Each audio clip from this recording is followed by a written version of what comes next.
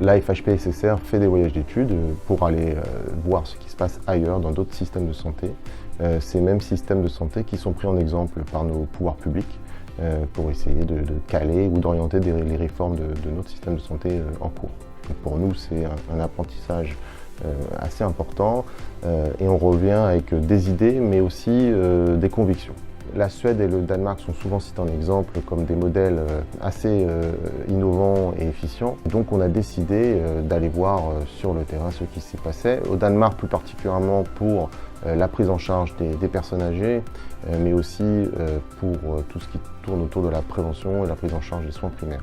La Suède, pour un autre aspect, c'est celui de la mise en place de parcours et de forfaits au parcours de soins, notamment sur l'orthopédie et la prothèse de hanche et prothèse de genou. Donc on a été voir comment cela a été mis en place et comment ce processus peut prendre un peu plus d'envergure. Bonjour, je suis Jean-Michel Dienner, président du groupe Bioméga Services.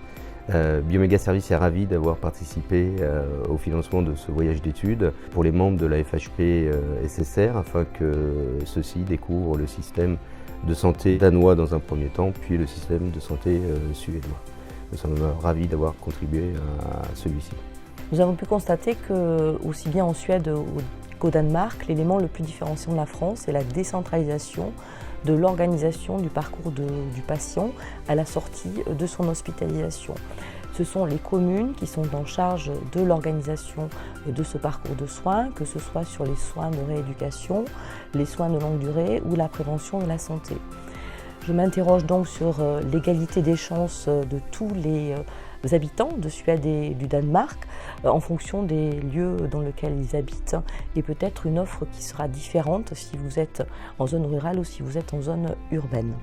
Sur le plan professionnel, ce voyage d'études a été très intéressant car il nous a permis d'affiner la vision que nous avions des deux grands axes stratégiques que nous développons aujourd'hui en soins de suite et de réadaptation, à savoir d'une part le virage ambulatoire que nous portons dans toutes nos cliniques partout en France et d'autre part les parcours de soins dans lesquels nous sommes convaincus, et ce voyage nous conforte dans cette idée, que les SSR ont un rôle à jouer tout à fait intéressant. La Suède et le Danemark ont développé une délégation de tâches extrêmement poussée. Et si on avait vu à Montréal la disparition des ARS, on pourrait presque dire qu'ici, nous avons vu la disparition des médecins.